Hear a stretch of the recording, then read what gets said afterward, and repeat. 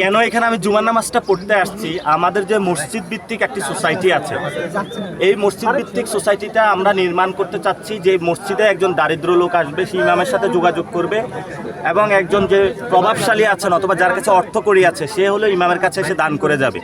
তাহলে মসজিদ ভিত্তিক আমরা মানুষকে হলো হেল্প করতে সক্ষম হব।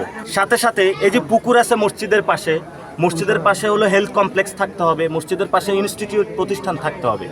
তো ৬০ গম্বুজ মসজিদ এটা হলো প্রত্নতাত্ত্বিক যারা আছেন অথবা ইতিহাসবেত্তা যারা আছেন, আমিও এই বিষয়ে ভালো জানি না, হয়তো আরও পড়াশোনা করলে জানবো।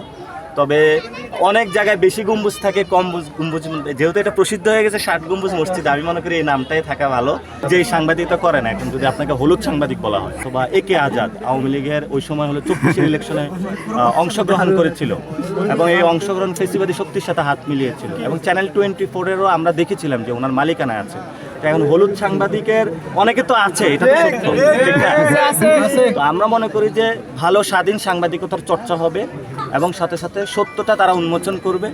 কোনো মেন স্ট্রিম যে চ্যানেলগুলো আছে তারা বিক্ষিপ্ত কোশ্চেন করে তাদের প্রফেশনালিজম থেকে তারা সরে যাবে না। আমরা বলেছিলাম পুলিশ সংস্কারের কথা, বাহিনীগুলোর সংস্কারের কথা, সরকার ওদিকে যায়নি।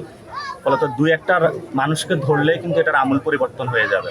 এবং আপনি দেখেছেন যে পুলিশ হলো ক্রিকেটার নাইমকে হলো যেভাবে হলো লালখান বাজারে হলো মেরেছে এবং তাকে থানায় নিয়ে গিয়েছে, তাহলে পুলিশ কোনো পরিবর্তন হয়নি। বেনজিরকে তারা নিয়ে আসতেছে, আমরা আশা করবো যে আওয়ামী লীগের যারা শেখ হাসিনা তাকেও ইন্টারপোলের মধ্যে নিয়ে আসা হোক, এর আগবলদের বিচার করা উচিত। এবং আওয়ামী লীগের যে ষড়যন্ত্র যে প্রক্রিয়া ছিল, যে খুনের যে রাজত্ব ছিল, এটার মধ্যে বেনজিরও ছিল, প্রশাসনের অনেক লোক জড়িত ছিল, অর্থ ব্যবস্থার অনেক লোক জড়িত ছিল, সাংগঠনিক অনেক লোক জড়িত ছিল। আমরা সবার বিচার দাবি করছি।